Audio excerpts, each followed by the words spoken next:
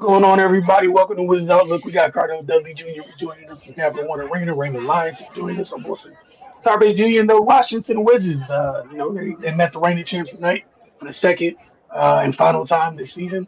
SGA has 40 as the Thunder down the Wizards 132 to 111. Cardell, you're in the building. I know you'll get to it. A very interesting end of the first half.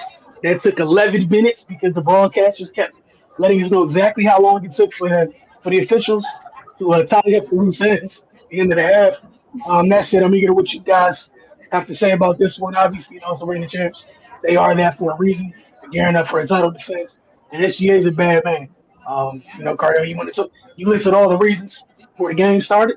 And he literally checked every one of those reasons throughout this game, especially in the second half when it was time to end this thing.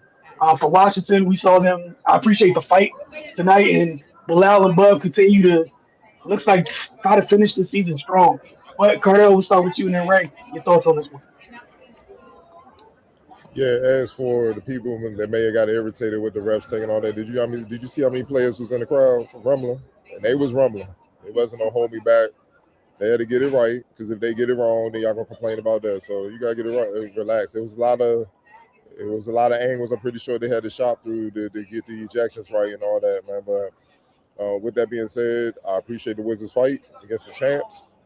Um, you notice they've been playing a lot harder since that embarrassing 83-point game, and that has been about pride. They pushed the champs, and this goes to show you that they had a lot more all season in them than they've shown. But I like that spirit now to kind of carry over to the all season and bring this immediately into the next season. But with that said, tonight it's just too much SGA. Um, it was just like I appreciate the Wizards was rumbling with him for most of the game, but that third quarter, SGA was SGA. He's the MVP for a reason. He got a ring for a reason. He elevated his game up here, and everybody else kind of they can't match it. And that's why he's elite. That's why he's the best player, best point guard in the game. You want to say best player, you gonna argue it, but you ain't gonna get much argument from me. He got it done. I know it's a debate about people trying to say who the face of the league is, who's the guy, and all that. He the one with the ring and MVP. Everybody else chasing him. You know what I mean? As the old guard kind of fades out. But that third quarter was crazy because, and what shows what I mean by that is him getting, it's not just him getting that 16 points in that quarter, 7 to 12. It's him having to understand and to be super aggressive coming out of that half after the emotion of the altercation that came with 20 seconds left in the first half, and the Wizards right there fighting with him. And he came and seized control of the game immediately. He kept coming, and he's a hard dude to guard. It takes all five on the string to be able to contain him, and the Wizards obviously aren't that. But Loud Koulibaly, I'm gonna get to him in a second, man. I appreciate his fight, but that's not a one-man job. He's too shifty, he's too crafty.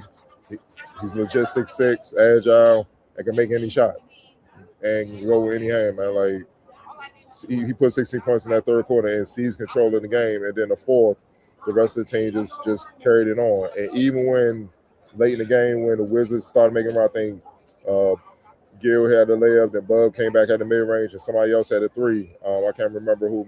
Might have been Will or Jameer Walker. One of them had a three, something like that. And it looked like the Wizards were trying to build momentum with like about 5 or 4 minutes left and they cut it to like 16 where they can make another run, try to get in single digits. Shea check right in the game, got an assist and a dunk, back-to-back plays with the same play. And then game over. Let me go back to the bench and chill, seize the game. And that's the level he's on now. It's not that he has the ability to lead his team to win. It's him having to understand and when to seize that momentum, snuff it out of you, and just cut it off and propel his team to win, man. And there's very few players and teams in the league that can do that. Obviously, man, he's just at a different level, man. So he was the reason why the Wizards got down big. Him, he was the main reason, but then it was a group effort, honestly. But I got to shout out Isaiah Hartenstein the night he had, almost having a triple double, 9 points, 20 rebounds, 10 assists. That high low game with him and Shet now, that's a new little wrinkle that they done added where he get it at the top of the key at the screener for SGA, and then he dribble down, throw the lob to Shet, or Shet dribble down, throw the lob to him. That's gonna be hell in the playoffs, man. Like, what I'm saying, I know everybody, looking at the Spurs and all that, but that's a new wrinkle that they've added, man. And yeah, that tandem, they know how to win, man. And that's what you kind of saw in the second half as the game went on. Shea got aggressive, then the rest of the team followed suit, and that's why they were able to pull it out in a big fashion, man. Especially in the third or fourth. But then their defense clamped down on the Wizards in the fourth. That's another thing, man. Man, they held the they held the Wizards for like without a bucket for like half the fourth, man. They was up. They literally outscored them 11-0. They, like Bub hit a transition three. That's when they broke the ice. It was like 6:32 left in the fourth. It was something crazy, man. So, but we all know OKC is capable of doing that. And keep in mind, they did it without Lou Dort and with two of their main rotation players being ejected early. You see what I'm saying? So it just tells you how deep they are and all that. And also, before I pass to you, Ray, I don't know what the hell the Sixers thinking, giving OKC Jerry McCain. Look, that's malpractice, though. That boy ain't like, I ain't never played basketball. It ain't never been so easy for me to play basketball in my life. Shoot threes, defend, make smart reads. I'm in a good position to get a ring, make a lot of money. What more could you ask for? That's what we get to the league for. Like, it's crazy, man. But I do appreciate the fight the Wizards had, man. I like, they ain't back down. The championship's elevated to another level. Like, y'all got some toughness, but we got it done for a reason. Y'all still got a lot of way. Y'all got a long ways to go, a lot of things to learn before y'all get to us, man. So, and that's all that happened in the second half. Right. Yeah, that was my biggest thing, man. Just the fight and the effort, which I appreciated. Like, at least make teams have to step it up to put you away. Don't just give them the game. And I could definitely appreciate that because being talent wise, these teams not on the same tier at all. We can be honest about that. But you still gotta make them show why OKC is in the position they in. So and that's what the Wizards did. Like Cardell pointed out, they Wizards was right with them the entire first half. They had that little scuffle. Then SGA came out and said, "All right, let's chill with all this," and took control of the game. And and the Wizards weren't able to overcome that, which is to be expected. But at least make them work for it. That's all I ask. And if that level of effort and consistency is there throughout the entire season, then this record don't look the way it looks. But we understand why that is why it is. No need to even get into that. But yeah, another thing, like Cardell also said, that high-low game with Chet Holmgren and Isaiah Hartenstein. Man, first of all, those are abnormally sized individuals. Let's just start right there. Then the second thing, their skill and their IQ and the reads they're able to make and decisions they made off of that, it's gonna be hard to guard, especially and you still got SGA to worry about and all those other guys to worry about. So yeah, man, that's gonna be something to see when it comes when the second season comes around. But yeah, man, good fight for the Wizards. That's pretty much where I'm at with it. I appreciated their effort tonight. Even though they came up short. We typically don't don't celebrate moral victories, but given some of the stuff we've seen from this team lately and in recent years, you got to give it to them when they give you something to speak positive about. So yeah, man.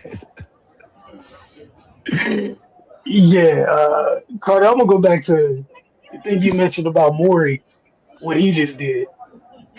Bruh, You said more. I said the Sixers. no, See Wilson. that's See cool. Wilson. See. And that's fine. You said the Sixers. It's on record. You said the Sixers.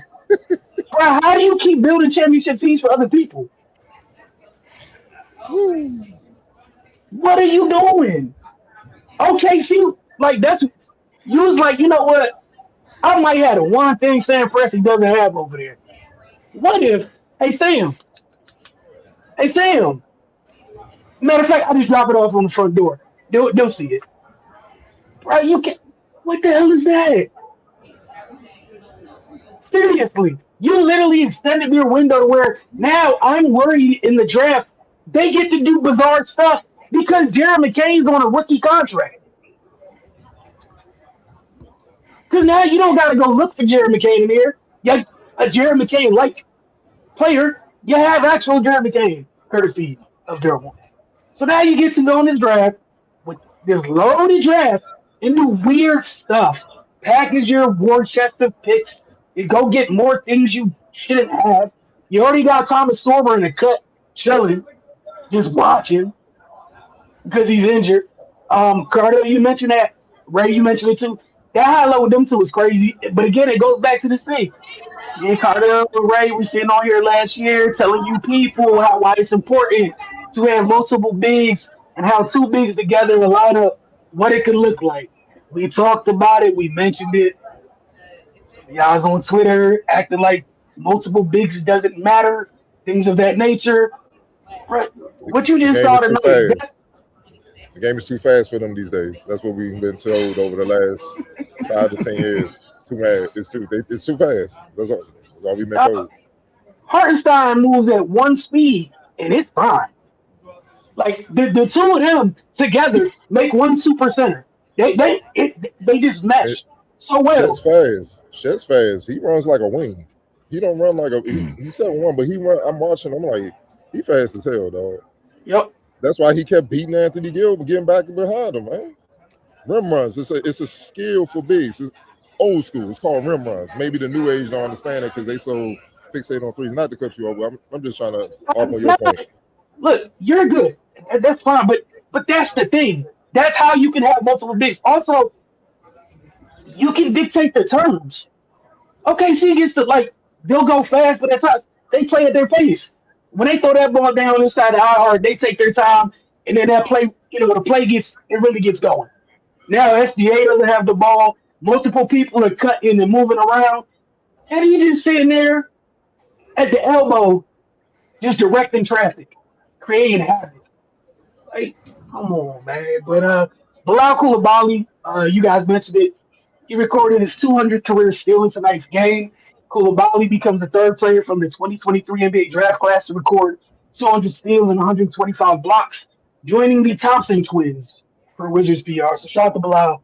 Again, him and Bub have been on one as of late. But yeah, I agree with you guys wholeheartedly. Um, I low key felt bad for Hartenstein that he missed the triple double by a point, missed the free throw. But 9, 20, and 10 is stupid.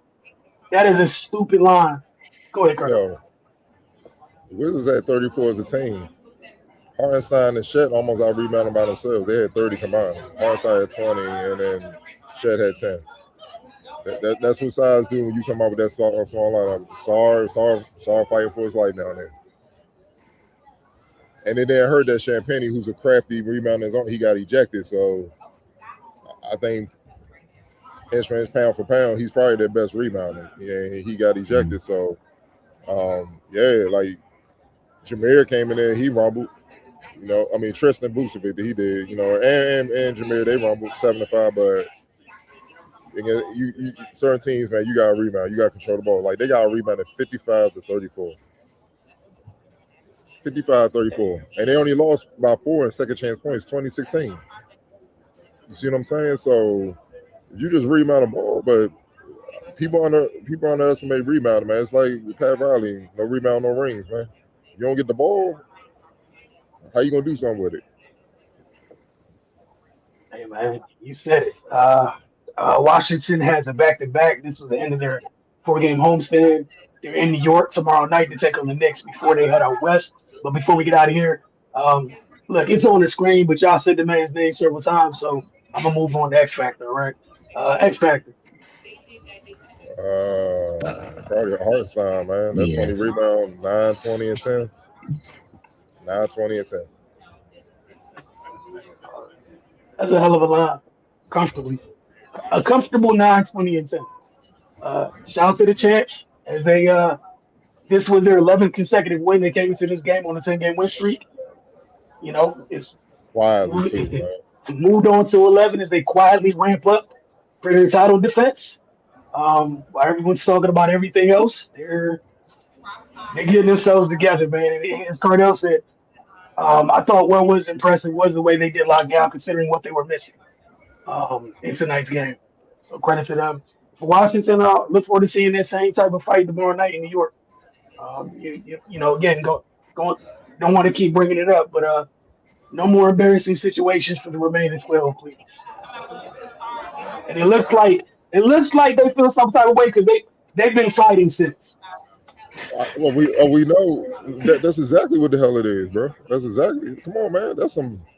They literally were the laughing stock around the world in basketball. Think about that.